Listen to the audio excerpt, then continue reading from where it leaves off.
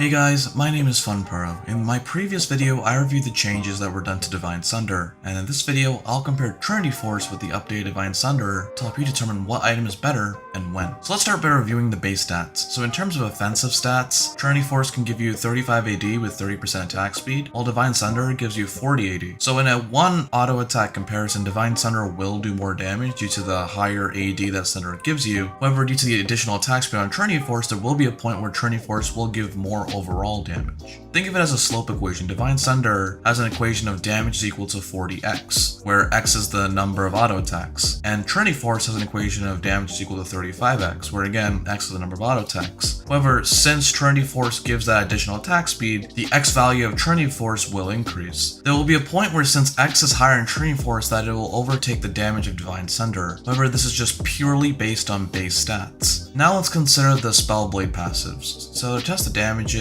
we will be using a level 10 Camille and a level 10 Gnar to get both a melee and ranged case respectively. So let's set up equations that I will use to test the values. Here you can see the two equations I'll be using. In the top equation, you'll see the damage equation for the Spellblade passive on Trinity Force, and on the bottom, you'll see the Spellblade damage equation for Divine Sunderer. So in order for Divine Sunderer to do more damage than Trinity Force with only regards to the Spellblade passive, then the enemy must have at least 1188.63 max HP for Divine Sunderer to do more damage using only base AD and the Spellblade passive. Also remember that I'm not considering the mythic passives in this part of the comparison. Now looking at the example for Gnar, the max HP of the enemy must be at least 2005.5 HP for Divine Sunderer to do more damage than Trinity Force using only base stats and the Spellblade passive. Now let's apply the armor pen from the mythic passive using only one legendary item. If we were to use a level 10 Camille damaging a target who has 100 armor, then the max HP of the enemy must be at least 1141.08 HP. If we were to use a target who has 200 armor, the enemy must have at least 1125.23 HP. And this makes sense because the armor pen is getting more value as the armor of the target is increasing, thereby lowering the max HP threshold needed for Divine Sunderer to do more damage using the Spellblade passive. Let's now use the level 10 Gnar. When the target has 100 armor, the max HP of the enemy must be at least 1925.28 HP for Divine Sunderer to do more damage than Trinity Force using the Spellblade passive. When the target has 200 armor, the max HP of the enemy must be at least 1898.54 HP for Divine Sunderer to do more damage than Trinity Force in terms of the Spellblade passive. Now let's do an extended auto attack comparison using a level 10 Camille where we consider multiple auto attacks. I won't perform the Gnar calculations due to the fact that I'm not applying the max HP values here. This is due to the fact that I'm not considering the Spellblade passive here. So let's create equations to represent the damage from both of these items. The top equation represents the equation for Trinity Force, which considers the threefold strike passive. The bottom equation will represent the damage from this Divine Sunderer. I will also later apply the mythic passives to the equations. The legendary item that I'll be using will be Frozen Heart, which will not contribute to the auto attack damage. So if we were to test these damage values on a no armor target, Trinity Force will do more damage. We would get that Trinity Force produces 837.59 damage and Divine Sunderer produces 810.54 damage. But now let's consider the mythic passives in the damage comparison. We will consider the 3% armor pen from Divine Sunderer and the extra damage from Trinity Force. We will consider the 3% armor pen from the Divine Sunderer mythic passive and the extra damage from the Trinity Force mythic passive. When I test different armor values, Trinity Force usually does more damage. I tested up to the armor value of 2000 armor and Trinity Force still did more damage. If I added a second legendary item that doesn't affect the auto attack damage, I would still get that Trinity Force was favored in terms of the damage. So what can we learn from the values that we obtained? From a damage standpoint, it seems that Trinity Force is usually better than Divine Sunderer. We can see that when we did an auto attack comparison with a threefold strike passive from Trinity Force, and that there were certain thresholds where the Spellblade from Trinity Force did more damage than Divine Sunderer. However, damage is not the sole thing that separates these two items. Divine Sunderer also has the heal on the item. This can allow the user